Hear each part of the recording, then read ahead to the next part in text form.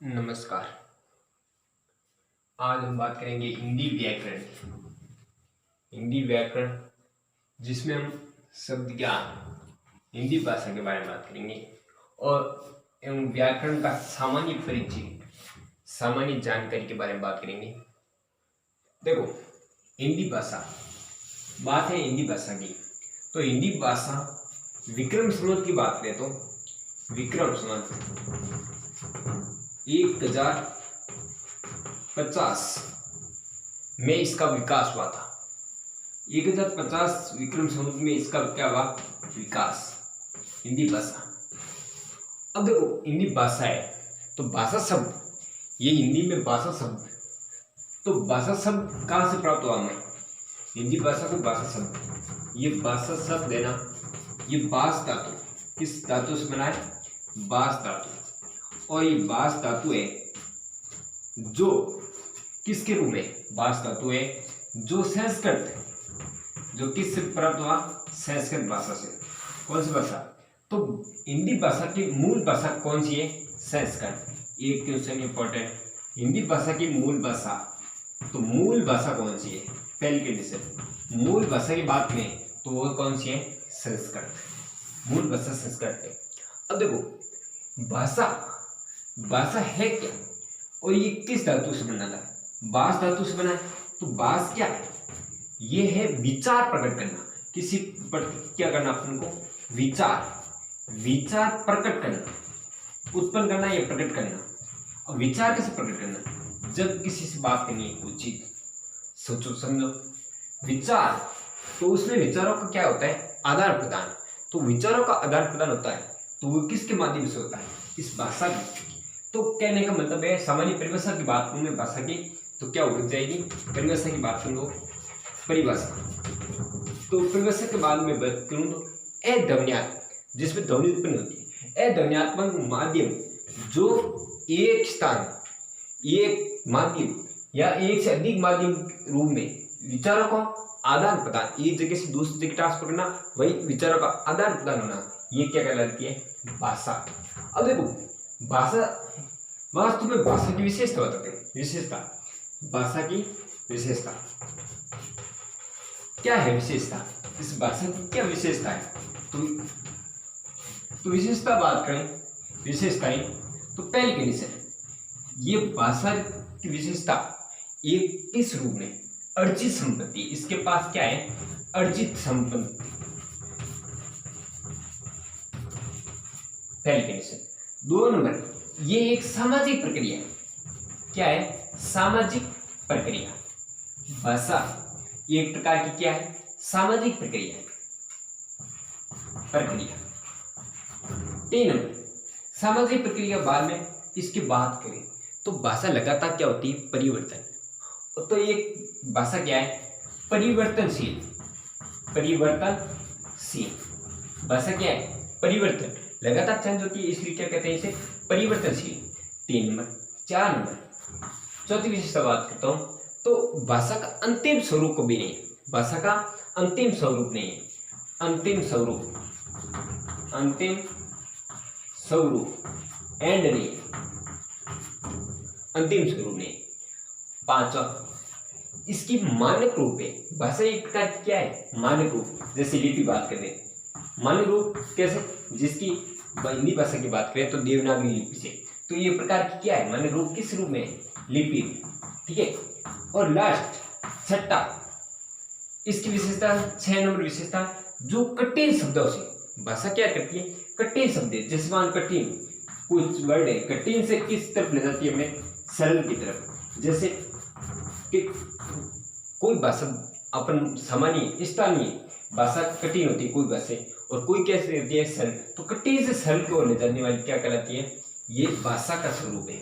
अब भाषा सीखनी है हमें, तो भाषा सीखने के लिए किस रूप में हमें? मनोवैज्ञानिक दृष्टिकोण कैसा है?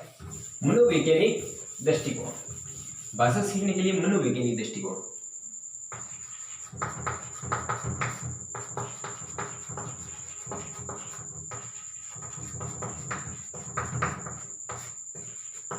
मनोवैज्ञानिक, विज्ञान में जो भी मनोवैज्ञानिक है जो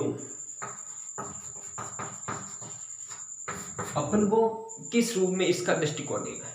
तो अपन को क्या करना है, जब एक छोटे बच्चे के रूप में लेते हैं, मनोवैज्ञानिक दृष्टिकोण देखते हैं छोटे बच्चे के रूप में। कैसे? जब एक छोटा बच्चा, तो उसके ऊपर क्या होती है, उसको किसी काम करने की क्या होती है, जिज्ञासा होती है। तो हमें भाषा सीखनी है तो सबसे पहले क्या जरूरत है, सबसे पहले जिज्ञासा, रुचि होनी चाहिए। किसी काम करने के लिए रुचि होती है। इसी प्रकार हमें भाषा सीखनी है तो सबसे पहले क्या जरूरत है, हमें जिज्ञासा, रुचि। 2 नंबर, अब भाषा की जिज्ञासा हुई। 2 नंबर है इसका अनुकरण का अर्थ है नकल करना, मिमिक्री, अनुकरण। छोटा बच्चा देखते हैं, किसी को देखता है तो ज्यादा काम करता है, उसके अनुरूप जैसे नकल करता है। 3 नंबर, उसका प्रति अपन को क्या करना पड़ेगा, अभ्यास, लगातार चीज को अभ्यास करनी पड़ेगी। जितनी ज्यादा अभ्यास करेंगे वो इतनी परफेक्ट होगी। तो भाषा अपन को सीखनी है और मनोवैज्ञानिक दृष्टिकोण से देखना है तो सबसे ज्यादा क्या है, पहली कंडीशन क्या है, जिज्ञासा उत्पन्न होनी चाहिए, जिज्ञासा। 2 नंबर है अनुकरण, नकल करना। और 3 नंबर कौन सा है, अभ्यास। ये है भाषा के मनोवैज्ञानिक दृष्टिकोण। अब देखो भाषा विकास क्रम, और भाषा का क्या होता है, विकास का क्रम। और भाषा विकास क्रम बात करते हैं तो कैसे करना, सबसे पहले हमें बोलना, सबसे पहले हमें क्या आना चाहिए, बोलना। बोलने से पहले किसी चीज को अपन को क्या करनी पड़ेगी, सुनना पड़ेगा। बोलना है तो क्या करना पड़ेगा, सुनना। तो प्रथम अनुक्रम का पहला स्थान कौन सा है, सुनना। उसके बाद बोलना, बोलने के बाद लिखना, जिस चीज को करेंगे तो लिखना, लिखने के बाद पढ़ना। कैसे पढ़ते हैं, तो वो पढ़ना, वो भी एक किसका रूप है, भाषा का। तो ये विकास का क्रम, भाषा का विकास होता है तो सुनना सबसे पहले अच्छी तरह से, फिर उसको वर्ड बोलना, बोलने के बाद उस क्रम को क्या करना है, लिखना, और लिखने के बाद क्या करना है, पढ़ना। ये भाषा के एक व्यवस्थित क्रम है। ठीक है। अब भाषा के प्रकार, अब भाषा कितने प्रकार की है, तो आपसे पहला क्वेश्चन है, भाषा कितने प्रकार की होती है, जल्दी बताएं। भाषा 3 टाइप्स, 3 प्रकार की होती है। भाषा कितने प्रकार की होती है, 3। पहली भाषा बात करता हूं मौखिक, कौन सी बात, मौखिक भाषा, मौखिक भाषा। 2 नंबर बात करते हैं हम जो भाषा है, कौन सी है, लिखित भाषा, कौन सी भाषा है, लिखित भाषा। और 3 नंबर क्वेश्चन है जो अंतिम, जो कौन सी है, सांकेतिक, कौन सी भाषा है, सांकेतिक। जो व्यक्ति किसी प्रकार का दोष उसमें उपस्थित होता है तो वो किसके रूप में होती है, सांकेतिक भाषा। अब एक और क्वेश्चन है आपके सामने कि कौन सी भाषा सबसे सरल है और कौन सी भाषा सबसे कठिन है। तो कौन सी भाषा सबसे सरल है, तो सबसे कठिन भाषा की बात करें तो सांकेतिक भाषा सबसे कठिन होती है, सबसे कठिन। ये भाषा कौन सी है, कठिन। और सबसे सरल की बात करें तो मौखिक भाषा सबसे सरल भाषा है, सबसे सरल। कैसे, सबसे सरल कैसे हुई और सबसे कठिन हुई। और लिखित भाषा ना वो सरल भी है और क्या है, कठिन भी है, दोनों रूपांतरित है, कठिन और सरल, सरल और कठिन दोनों रूपांतरण में है लिखित भाषा। अब सरल कैसे, जैसे कठिन कैसे, जैसे मान किसी बच्चे को वे किसी प्रकार का दोष है तो उसे इशारा के माध्यम से समझाते तो बहुत कठिन है। ये तो लिखकर पढ़ना और ये बोलकर सुनना, कैसी वर्ड बोला तो उसको पढ़ के सुन लिया, तो कौन सी भाषा सरल हुई, सबसे सरल है मौखिक, उसके बाद लिखित और वो सांकेतिक। जैसे मान लो हॉर्न बजाना, हॉर्न बजाना ये किस प्रकार की, सांकेतिक भाषा। ट्रैफिक पुलिस जब एक हवलदार किसी ट्रैफिक स्थान पर खड़ा रहता है तो वो हर दिशा से वाहनों को आने के लिए अनुमति देता है या रोकता है, तो वो किस प्रकार की भाषा, सांकेतिक भाषा है। जिसी प्रकार लिखित भाषा की बात करें तो लिखित भाषा सरल भी है, कठिन भी है। लिखित लिखकर अपन किसी वर्ड को लिखकर या किसी स्थान पर कभी मोड़ा हुआ है तो ये सांकेत बनाकर इसके माध्यम से बता दिया कि आगे मोड़ है, अपन को पता चल गया। तो ये कई स्थान पर सरल भी है और कई स्थान पर क्या है, कठिन। तो लिखित भाषा, ये भाषा के कितने प्रकार है, 3 बार। अब भाषा का इतिहास, भाषा का क्या बताना है अपन को, इतिहास बताना है कि भाषा किस प्रकार है और किस इतिहास। तो इतिहास की बात करूं मैं भाषा का, तो भाषा की शुरुआत किस भाषा से हुई, उर्दू। सबसे पहले ये नंबर संस्कृत। तो भाषा की शुरुआत हुई वो किस भाषा से हुई, संस्कृत। तो यही भाषा कौन सी भाषा है, मूल भाषा। क्वेश्चन ये पक्का आता है, नीट, एसआई और फर्स्ट ग्रेड जो भी व्याकरण भर्ती परीक्षा में 2 बार पूछा गया है और एसआई में ज्यादा आता है। तो मूल भाषा कौन सी है, संस्कृत। मूल भाषा कौन सी है, संस्कृत। ये भाषा 2 रूपों में रूपांतरित हुई। एक वैदिक, जिसमें क्या है, वैदिक आ गया है तो क्या है इसमें, वेद और उपनिषद। ये वेद और उपनिषद। एक भाषा थी लौकिक भाषा। कौन सी भाषा थी, लौकिक। और लौकिक भाषा, इसके ग्रंथ, 2 ग्रंथ थे इसके, क्या थे ग्रंथ। पहला ग्रंथ था रामायण। कौन सी, रामायण। और सेकेंड बात करें तो महाभारत। ये दोनों भाषा किसकी है, लौकिक। अब लौकिक भाषा के बाद ये भाषा आती है पाली भाषा। कौन सी भाषा है, पाली। अब पाली भाषा की बात करें तो पाली भाषा में एक ग्रंथ था और पाली भाषा किसका था, ये बौद्ध धर्म का था। स्वामी बौद्ध धर्म है उस।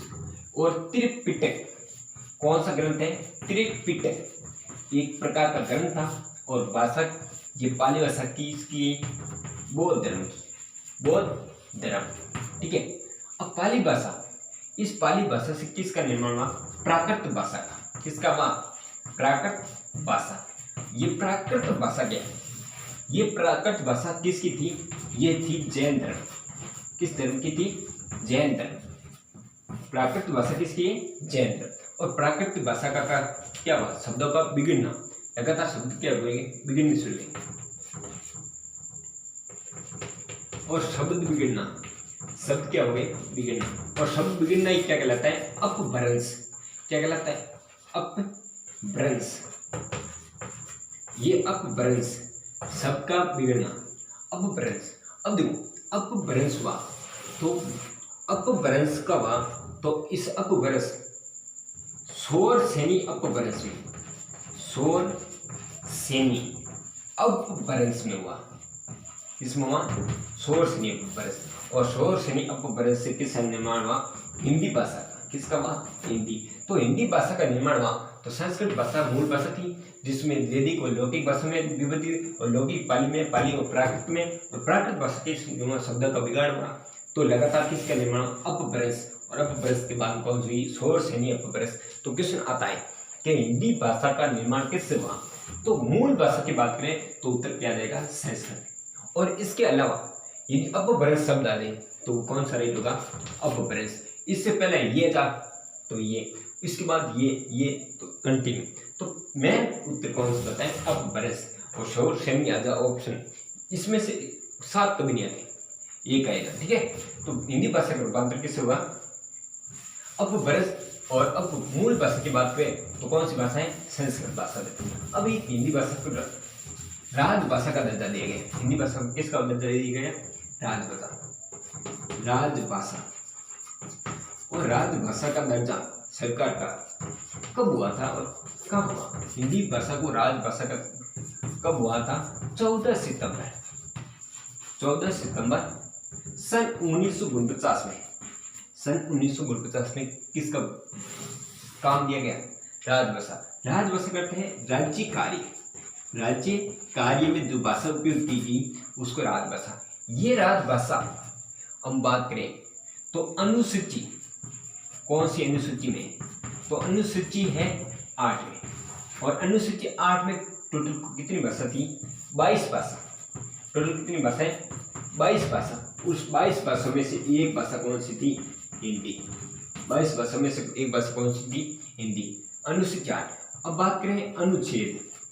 अनुच्छेद की बात करें तो उससे पहले अनुच्छेद से बात कर लो। अनुच्छेद है इसका 343 से लगाकर 351। अनुच्छेद 343 से 351। ये है थी एक राजभाषा हिंदी की सामान्य जानकारी। नेक्स्ट क्लास अभी देंगे। यदि दोस्तों आपको वीडियो अच्छा लगा तो शेयर, सब्सक्राइब और लाइक जरूर करें। थैंक यू, धन्यवाद।